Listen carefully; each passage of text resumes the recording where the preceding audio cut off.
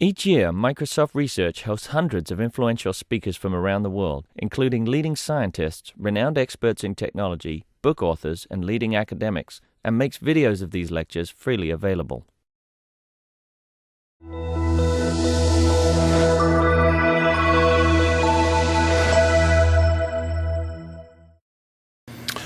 Good morning and welcome. I'm Tom McMail from the Microsoft Research Connections Group, and I'm very pleased today to welcome Dr. Eric Xing from Carnegie Mellon University, who will speak today about dynamic network analysis. Dr. Xing? Thank you, Tom, for having me here. And I know it is a very short notice, so I appreciate that you still had interest in attending this presentation. So I'm going to talk about some of my recent research on dynamic network analysis. And this is a joint work with a couple of my students and postdocs in my group called Sailing Group in CMU. So let me start by a quick motivation of the problem. So network is now a very popular form of representing relational information in our world. For example, we now use social networks to communicate with others. And on the social network, we have data in the form of a graph that is connecting people. And also on each node, we have texts and other information indicating the activities of users. And the network also are prevalent in other domains such as biology, where you can express regulatory structures, influences, and correlations in the form of a graph. So there's a natural interest in understanding what are all these graphs mean, and also what can we do with it, and how can we use graph to perform useful activities. So therefore, people are interested in performing network analysis. And what do we mean by network analysis? There are different ways of analyzing network, all the way starting from a simple task such as visualizing the graph. This is actually one of the best forms of analyzing the network. If you have a way to visualize a graph on a two-dimensional space, such as this, you can tell something about network. Therefore, there are a lot of research to make sure that you can produce a beautiful graphs of network, so that your paper, this almost become a prerequisite for your paper to be considered for Nature or Science publications nowadays. But these kind of information are really not very informative, because you lose a lot of information when you project a graph into a two-dimensional space like this. So there are other more quantitative way of doing analysis of network, starting by measuring some of the properties on networks. And here I give you a few examples of these properties. For example, starting from the last decade, there has been a lot of work in studying the global topological measures of network, such as the degree distribution to describe connectivities between networks, the average path length in the network, so that you can tell how fast information can propagate, and cluster coefficients to tell you some kind of groupiness of individuals on network. And actually counting such statistics is non-trivial thing, and there are also more complex statistics to count to collect. For example, some people are interested in study something called a local network property, which amounts to count the frequency of occurrences of subgraphs like this in a network. And each of these subgraphs can, of course, tell you certain activities being carried out by the network. So this is an active area in network research, which gives you some useful information. And down the road, there are more advanced and quantitative research along this line by using model-based techniques. For example, people now developed a number of models which can generate graphs with the similar global or local properties I described before, and therefore give people the impression that you may understand the network a great deal already, because you can generate a network which might be similar to the network you study. But of course, this similarity is only defined in terms of a similarity in terms of the counting statistics. Whether the graph themselves can be called similar, people don't know quite well yet. Also, there has been other techniques which seeks to answer maybe more advanced questions, such as models like this, which can allow you to identify groups among individuals in the network, which allow you to project some network in the latent semantic space so that you can visualize the group formations and things like that. And all this has contributed to a great deal about our current knowledge about network. However, these kind of techniques are still primitive in the sense of satisfying user needs. For example, certainly if we look at all the techniques I talked just now, you can imagine that we now have a way to produce impressive graphs of network. We can make some insightful statements about networks properties, such as being scale-free, being small word, and all this sounds very cool. It makes you feel like you really know a great deal about network. But if you show such results to a real network user or a developer who want to build utilities on network, they are far from being satisfied.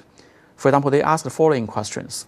Can you tell me a little bit more detail about network? Such as, can we infer on every node and every edge what is happening in the network? Can we make predictions? And can we make simulations on network that is closer to the real world? And it turns out that we don't have a lot of technique in doing all these tasks. Most of the current analysis are good at telling big stories, and actually those stories are sometimes very obvious. Say, a bio network, a social network are both scale-free. But beyond that, you really cannot make useful statement about individual activities, link occurrences and their dynamic fates, in this complex world. Therefore, the serious detail hunters are still seeking for new technologies. And in my group, I studied some of these problems, and here I give you a few examples of how we actually define these kind of problems. For example, one of the problems we are particularly interested in addressing is the so-called network tomography problem. It starts from a more aggressive inquiry of network properties at the microscopic level. For example, when we say an individual, instead of just assigning an individual a cluster label, which is sometimes naive because people are not really belonging to a single class. They have complex personalities and social roles. Therefore, it might be more useful to seek a multi-role assumption on individual activities and ask what kind of roles they play in different contexts and how these roles are changing. Here I have an example in biology which shows you a need of that. A particular gene in the biological system is rarely performing a certain single role. Usually, they can perform multiple roles like this. For example, this gene is involved in muscle development, body segmentation, neural development, and so on and so forth. And the instantiation of these different roles is also context dependent. Depending on who it is interacting with, they may be performing different roles. So can we come up with a good system to infer this? If you replace this gene with an individual, you can ask even more sociologically interesting questions. Secondly, there is this very crucial aspect of network, which is dynamics. As you can see from this sequence of graphs, this graph is going to, I'm going to talk about this graph in a second in more detail, but it shows you the way social systems are changing over time. Like in the US politics, we know that senators and politicians are making friends in a dynamic way. Every time they have different liaisons. Therefore, can we capture this phenomenon and ask questions like, can we predict cooperativity, antagonism, clique formations, and so on from social individuals for certain predictive tasks? Say, can I get his votes or not? Right. And lastly, there is even a more fundamental question, which relates to how can we obtain social networks. Many often we assume that social networks are given to us. For example, we have the Twitter network and the Facebook network, but how trustworthy they are is actually an interesting question. Very often we declare 500 people to be our friends, but if you use all that information to make predictions, you will find out that they are not very reliable because only a few of them are your true friends, and most of the others are just declarative friends, which are not necessarily meaningful in predicting your activities. So here I indicate the kind of complexity that this problem can involve. For example, here I have a network. It is called the Jesus network. It looks like very interesting, Jesus being the center of the node of the graph, and there are disciples around him. But do you know how this network is created? If I tell you, you probably want to stop using it. This network is created just by looking for every line in the Bible, whether two names co-occur in the same line or not. Basically, that's a strategy of creating a network. And you can imagine there may be some more sophisticated ways of creating that. That means network induction itself can be an interesting question to study. And there are different quality measures on network induction. So these are the questions that I'm going to talk about in the rest of the talk. I'm going to first focus on a theory to describe the dynamic activities of network changing over time. And then I'm going to talk about reverse engineering social networks based on nodal attributes. And finally, given the inferred networks, I'm going to talk a little bit about how to estimate tomographies from the evolving networks. So let me begin with the first problem, how to model, because having a model really enables you to answer deep questions like making predictions on the fate of the network. So the problem is technically laid out in the following way. We have a sequence of graphs, okay, and we want to write down a probabilistic distribution on this graph so that when some parts of the whole system is missing, we can use the joint distribution to make an inference on that part. And that brings me to actually writing down an explicit expression of this probabilistic distribution, which is taking this form.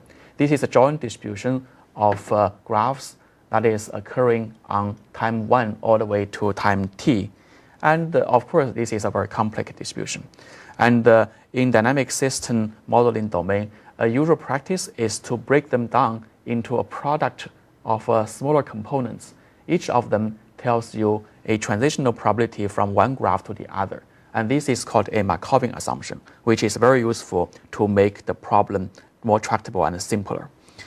But now the question reduced to how can we parameterize this model, basically how to write down the probability from one graph to the other. And in fact, we don't have a readily available tool for this yet.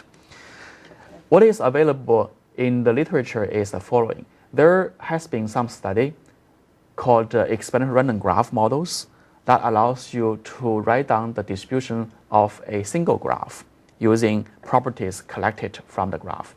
For example, here it is appeared as an exponential family distribution where you have a dot product between a vector of coefficients and a vector of features.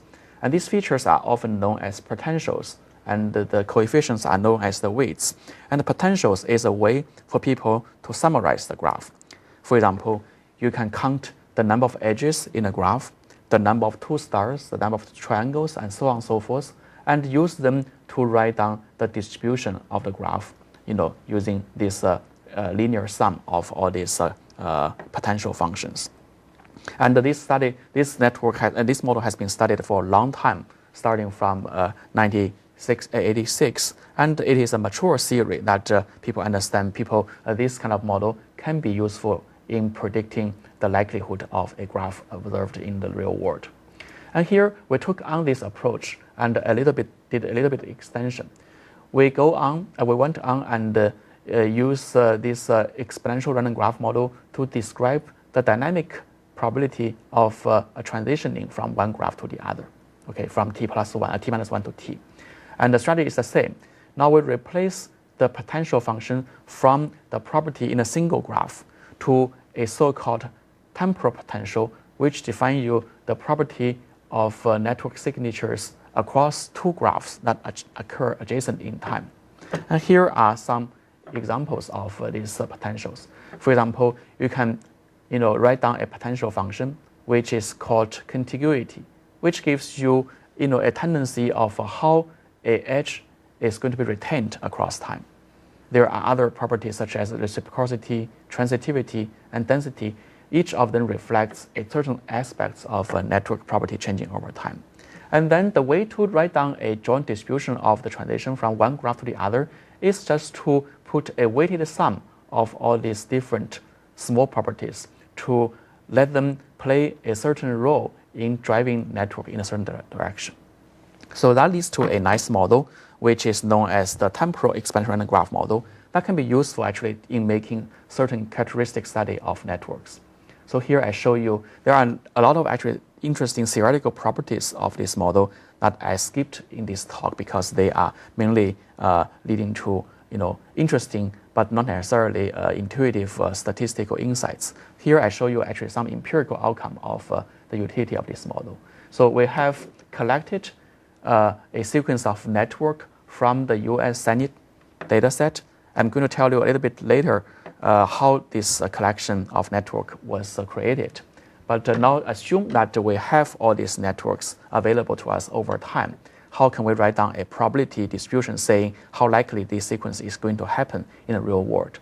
And here is our design of the potential functions, which is a very rich setting because you can pretty much write down your own knowledge about what kind of properties can be occurring, can be present in the sequence of network. And then what amounts to learning the network is to figure out how they are going to be weighted in the probabilistic model. So here I have examples of all these different signatures, like co-supporting. I and him support both of the third party, and so on and so forth. And these are the learned weights by training a placeholder of all these features in an empty model, and then I'm going to get the estimation of that. Now, this learned model, we hope them to have a certain goodness of fit, on real data. And here is a test on how good they are in fitting real data. So this is a diagram which shows you the predicted network and the true network and how far they are different from each other. What we did is that we take a subsequence of network from maybe 1 to a particular t prime minus 1, and then we use this subsequence to train the model by estimating all the parameters, and then we use this this estimated model to simulate a network at time t. And then I'm going to look into my real data set and look at the real network at time t to compare how my simulated network is similar to the real network. And here, the measurement, of course, is conducted on counting certain interesting graph statistics, such as degree distribution, diameters, and so on and so forth. And this graph shows you the discrepancy between the simulated one and the real one. The real line here is the real one, and these boxes with the red line in the middle is the simulated one. Because we have multiple simulations, therefore you see a spread of the resultant statistics. So the message from this graph says that the simulated ones are really very close to the real ones, meaning that the network being estimated from the real data is actually indeed characterizing interesting properties of the network. And here I show you a broader spreadsheet of different statistics of the network. Let's see. Yeah, so each of these graphs shows you the graph statistics from the simulated graph and from the real graph. And you can see some of the statistics are well characterized in the learned model, such as this one. Even a sharp change in the network can be captured by our trained model, meaning that this model can be used to predict such sharp change here and here. And there are some other statistics which is hard to capture. For example, this one, is oscillating, and our learned model is not as oscillating as the real one, meaning that this dynamic effect is failed to be was not captured in the trained model. But by and large, many of the properties are well captured in this model. So we can declare that this is a good model for making interesting predictions on network activity at a global level, say whether a particular co-sponsorship or in this case popularity is going to change over time or not on the network. So once we have a model, certainly we want to make use it to do certain downstream tasks. And here you can imagine the following tasks. You can test hypotheses, say whether certain activities are taking place in the network sequences. Or you can do data exploration to do node classification and so on and so forth. And one of the more interesting applications that we want to explore is that we want to use this model as a foundation for learning the network topology when we don't observe it. So what this problem mean? This is actually a very interesting problem that is often ignored in the field. For example, in here, suppose that we want to monitor social networks.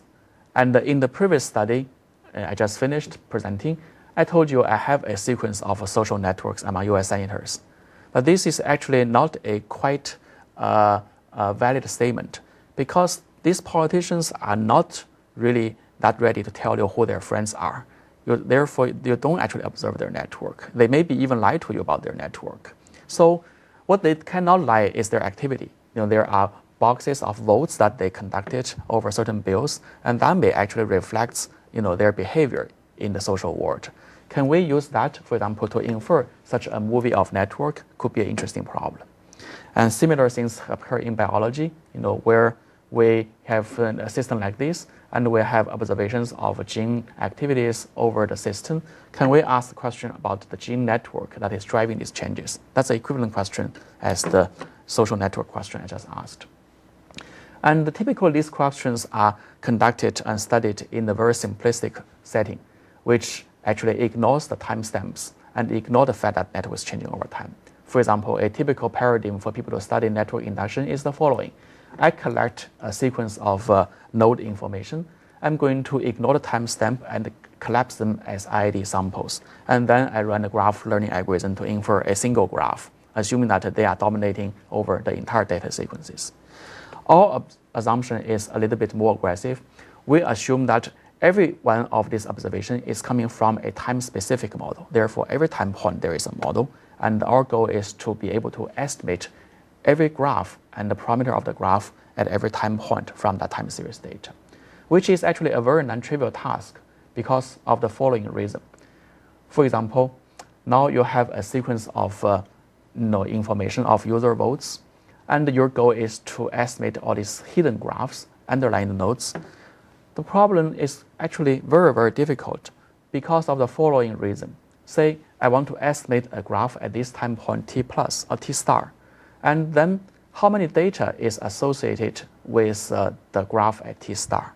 Well, only one data point, because the things can only happen once at a single time point. Therefore, you cannot really do statistics to use one data point to estimate a model, not alone estimating every model at every time point. So we actually are really puzzled by this problem, and we tried a bunch of approaches, beginning with a very model-based approach people usually conducted in models like a hidden Markov model for speech recognition, where you want to estimate a hidden sequence of states given some time series observations. Now we can treat those hidden states as the graph structure and maybe hopefully run a hidden Markov model-like process. So this model is already presented just now. We can use, for example, the temporal ergon model I just talked about to function as a transition model. And then I can also define some emission model using a graphical model type of formulation. And then looks like we have a pretty nice platform for running inference on every graph if we assume this model is true. But it turns out that this solution is not feasible, because in HMM, we know that the time complexity of HMM is quadratic to the size of the state space of these hidden variables. And in this case, the size of the state space of the hidden variable is the entire configuration of the graph of n nodes, which is 2 to the power of n squared, which runs to billions of possible states. Therefore, you cannot really store even this vector information in a computer to conduct computation. Therefore, this algorithm actually failed at the very beginning because we just simply cannot implement and run it. So that leads us to go through some simpler technology, which we are actually developing over the past few years, which really push for two aspects of graph inference. One is we want to seek a simpler representation of the graph as a model in which once we estimate the model, we can automatically extract the topology of the graph from the model. Now basically there's a one-to-one correspondence between the model, statistical model, and the graph structure. And the other is a notion called sparsity, because if we don't have enough data, that also suggests that we have to reduce the complexity of the model so that our inference are still feasible to be studied. So here we actually are resorting to a simpler procedure, which we call a sparse graph estimation problem. So here is basically a setting. Suppose that our goal is to estimate a graph. Okay, And how this graph is associated with a probabilistic model, and here is partition way. We can write down the joint distribution of all the nodal observations. It could be, the user multiple functions, or his particular binary action, such as voting yes and no on a certain bill. And underlying that, there may be a graph. And this graph actually can be used to parameterize the probabilistic distribution of the data in the following way, which is called a Markov random fields. In the Markov random fields, every edge in the graph corresponds to a coefficient that is going to measure the contribution of a pair of nodes connected by this edge.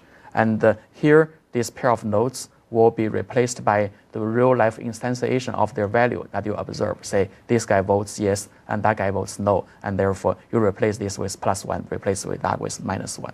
And this is a Markov random field which can be used to relate a model structure to the data you observe. So once you conduct a so-called maximum likelihood estimation of the model, then by simply examining whether a particular coefficient here and here are 0 or not, you actually can automatically recover the graph structure. So that's how we want to use a principled approach to transform from data to the graph structure. And here is a more technical illustration of the model, which I'm going to skip. And I'm going to go down right into the algorithm. So the algorithm is actually built on a modern technique known as sparsity. And sparsity is very useful because it doesn't make sense, for example, for us to assume that we have everybody in the network as a potential neighbor of myself. That's simply absurd. And secondly, it also helps the statistical inference algorithm to overcome data sparsity because mathematically, when you have a small amount of data, it is mathematically infeasible even to estimate a dense model. Therefore, to introduce sparsity, we used a technique called a constraint optimization problem. We're going to estimate a loss function, okay, which is describing the fitness of data, under the constraint that the total degree of every edge of every node is upper bounded by some number. And this leads to a pretty difficult estimation problem, which we had some nice way of relaxing it. And at the end of the day, we have a very simple algorithm known as neighborhood selection, as illustrated in this graph. So neighborhood selection is a sequential way of estimating jointly a graphic model using a pretty simple linear regression-based algorithm. So say we have this 8 node in the graph, and we want to estimate the topology over these 8 nodes. And my strategy is going like following. Let's randomly pick a particular node, and we are going to perform a regression from all the other nodes to this particular node, which basically says how predictive other nodes is on this particular node of interest. And using a technique known as lasso regression, you actually can obtain a so-called sparse estimator of the neighborhood. Therefore, a few of these edges will have a non-zero weight, and we declare them to be the neighbor of this node. And then we move on to the second node, and then perform the same linear regression or logistic regression with sparse constraint, and then we estimate its neighbor. And if we go through this process over the entire collection of nodes, at the end of the day, we can complete the neighborhood of every node. And that leads to actually a complete estimation of the whole graph structure at the end of the day. And there are nice series prove that a simple algorithm like this will actually consistently recover the true graph underlying the model with a pretty strong statistical guarantee, as this. So this is a known technique that has been discovered in the past few years, but it is still short of estimating a dynamic sequence of networks. And that is our unique contribution. We are going to bring this algorithm to this dynamic world so that we can estimate now a graph for every time points. And the technique extension is actually built on a very simple intuition that the network doesn't have to be modeled in a very complex way in terms of how they change. Usually in real world, we probably are most often encountered into 2 scenarios. In one scenario, you can imagine the network is changing so-called slowly over time. Maybe every time point, they change 5% of their edges at unknown places, right? And that's a particular scenario. And the second scenario could be abrupt changes. Say networks stay constant for a certain window of unknown length, and then they suddenly jump to a different network. So these are the two scenarios we actually studied very carefully, and for each of them, we come up with a simple algorithm for the latent graph recovery. For the interest of time, I'm going to show you only one of them, which is the first one, called the Keller algorithm. It's actually also a L1 regularized regression problem with a slight twist on the loss function, which I colored blue here. So this is a very strange loss function that is explicitly making use of the fact that the data is a time series. At every time point, I'm going to bring in a likelihood function that describes the predictivity of neighbors on a node of interest. And then I'm going to introduce a weight, which is going to measure the contribution of this particular data point to the time point that I'm estimating. So here is a graphical illustration. Say I want to estimate this graph. I have only one data point here. To improve the data sparsity, I'm going to bring in other data as well to the estimation of this model. And obviously, all these data points are not from this model. But if we assume that the model is changing smoothly over time, then maybe this data is somewhat relevant to this model with a certain degree of strength. So that's the weight function. Say this data may be 90% likely to be coming from this model, and this data may be 70% likely from this model. And by reweighting that, now for this particular model, we have the entire data set at disposal for estimation. So at the end of the day, we can pretty much run the same algorithm as we did for graph regression by using the design I introduced before for likelihood function, and then use this kernel window to smoothly reweight the data points in here. For example, my bucket of votes is now spread across time with different weights, and then this graph actually does have multiple data points from it with a different weighting scheme. And that leads to a very, very simple algorithm which can be scaled to millions of nodes at this point. And we actually studied the theory of this algorithm and proved a strong property that our estimator is having the same property of convergence to the true graph as what you do in the static world. Okay, for the interest of time, I'm going to skip the presentation of the second algorithm, but they pretty much do the same thing under a different scenario with the similar type of statistical guarantee. And at the end of the day, you see this graph.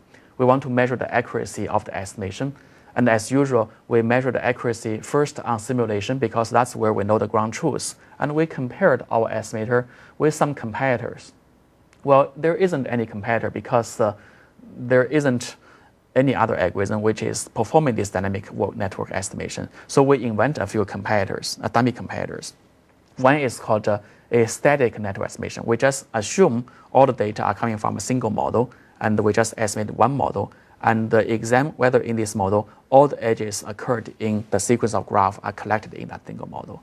And as you can see, our model quickly outperforms it once you have more and more data points. Okay, and this is an even worse dummy model, which is built on the so-called dynamic Bayesian network. It's a very, very classic technology of estimating time invariant graphs. Again, the performance was really bad. What's more interesting is to see how this whole thing performed in real-world data. So here, back to the senator data, I'm going to show you a cute example of how likely this model, this technique is going to generate interesting results. So we have the votes from a particular year in the US Senate, and these are the bills they voted on, which is basically describing you the activities of every senator. And our goal is to use this data to estimate a sequence of networks that is changing over time. Okay, that hopefully give you some information about the senator relationships. So at a big level, high level, I show you the resultant estimated graphs.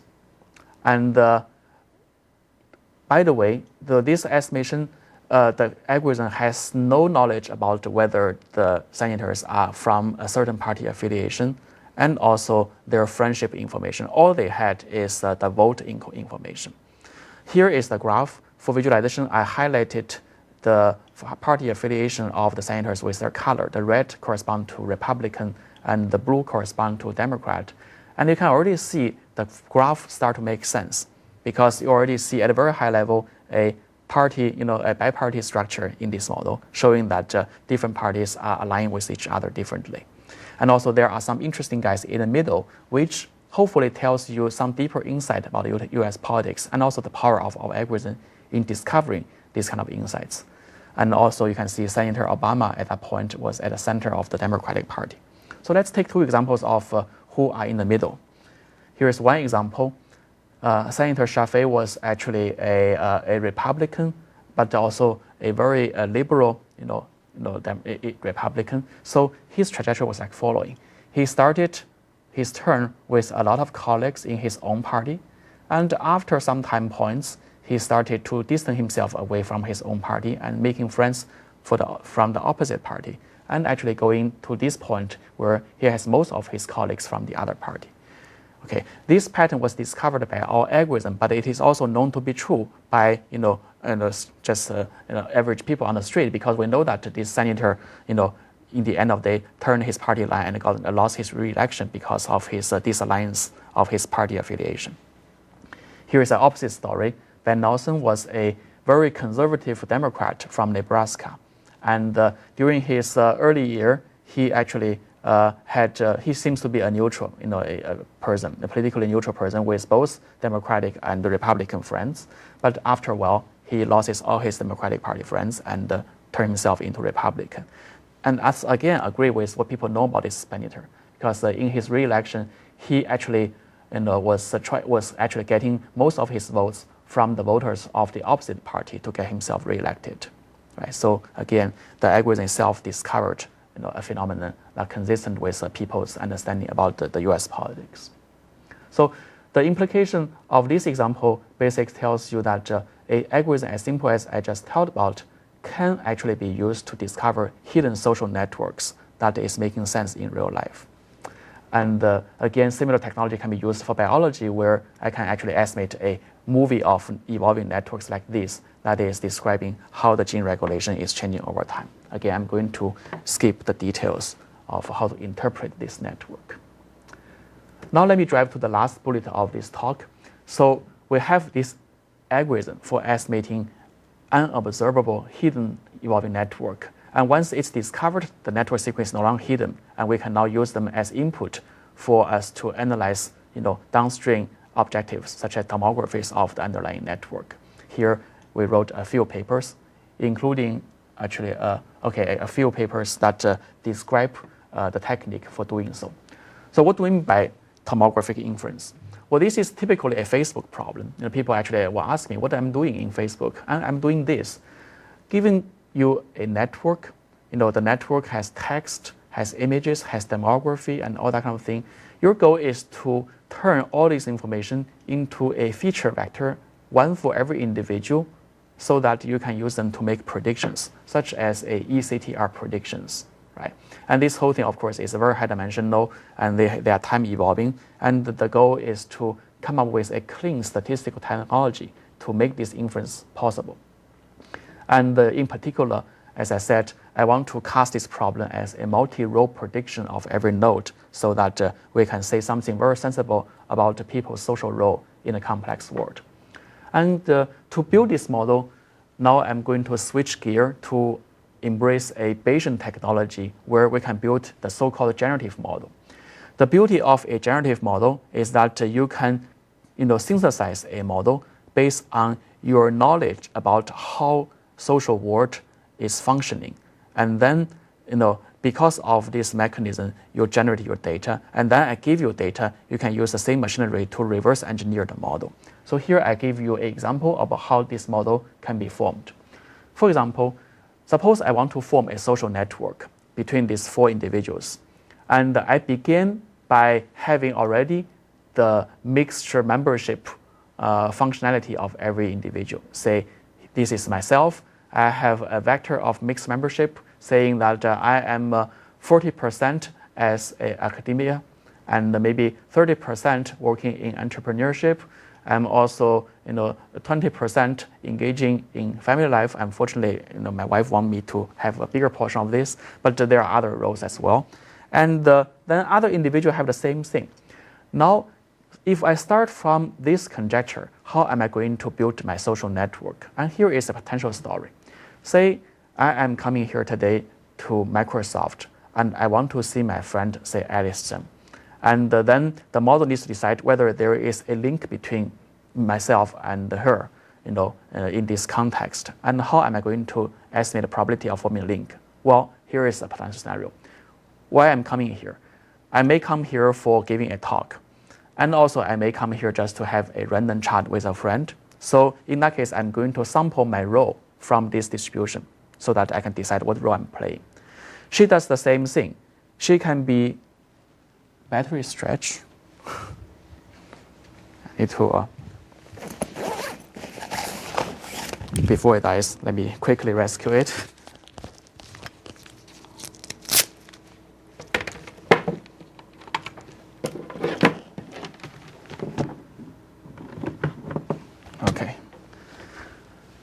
Okay, so then she needs to do the same thing. Basically, she needs to decide whether she wants to meet me to play a golf in the vocational mode, or she needs to also be in the mode of an academician and a scholar and discuss research. So say we have a match. I decide to sample my role to be in the vocation mode and really want to play golf. And she does the same. And then there is a high probability that we form a link because we are aligned on functionality. Then tomorrow I go home, and I want to see my baby. And I could also be in different modes. I say, I'm so busy in meeting a deadline, so I want to lock myself in the office and don't want to hug my baby. But if my baby want to see his daddy, then he will be sampling his role to be a son, and I will be a professor. And then chances for professor to really spending time with a son is very small. But if I want to be in a family mode, then I have a higher probability. So this is just a story telling people how a social network can be dynamically formed. And this language can be succinctly captured by a tool called graphical models, where I start from a pair of rows between the individuals to be forming a link, and then I'm going to sample actually the context of a certain link to be formed. And then based on the configuration of a pair of rows between me and the other party, I'm going to generate a probability of forming this edge. So this is a well-known probabilistic formulation of doing a network induction known as a mixed membership stochastic block model. And the way to make use of it is that we actually observe this data already in real world because we see the network. And now we want to go reverse and estimate now the hidden rows of every individual, which can be captured in this picture. Right? So for example, here I have the model. I'm going to estimate the theta. The theta is basically a bunch of real numbers in a vector, and they define a coordinates for that individual in a social space like this, so that you can see some people are in here, some people are over there, which reflects the breakdown of different fractions of their social role in different dimensions. And that gives you a way to actually group individual. And this is, again, a very interesting way of exploring complex social behavior. And I'm going to show you in a second with a very cute example. And this whole story can be also stretched into a dynamic setting where I have not only a network, but a sequence of network. Then I can actually use a machinery to estimate a trajectory of this social role changing over time in the social space. Okay, so I have a number of interesting examples, but let me show you just one for this analysis. Again, given now these graphs, okay, and again, you can just stare at this graph or maybe zoom into a particular node to see how their network is changing. But it'd be more easy to actually just visualize every node in their social space like this. For example, let's see. Okay, so here is the infer result coming from the social network in centimeters.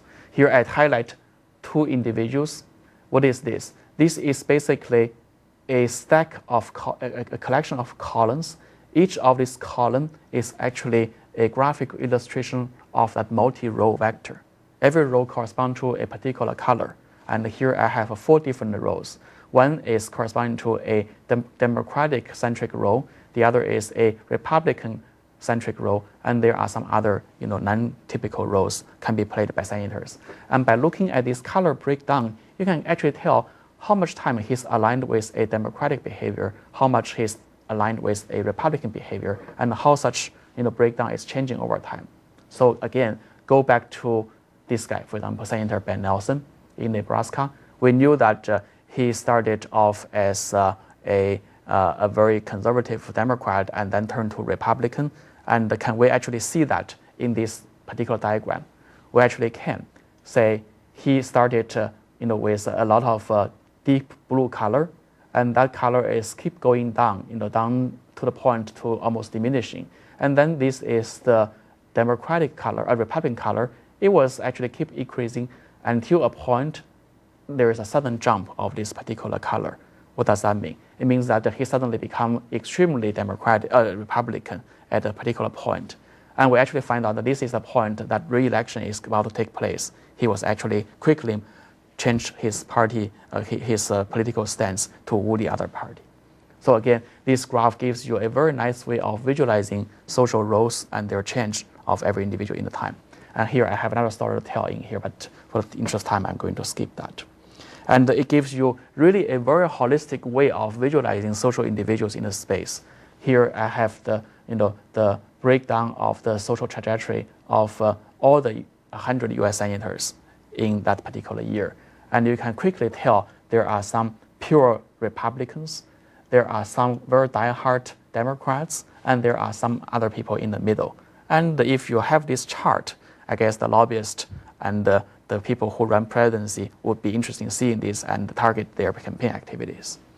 And of course, you can do the same thing for Facebook and Twitter to do friends recommendations and things like that. So that basically brings to the end of talk. I talked about a few problems in dynamic social network analysis, and there are of course a lot of open problems that I'm continuing studying at this point. Especially, I'm very interested in making all these inference algorithms to be scalable to the whole web so that we can make large-scale inference on multiple aspects.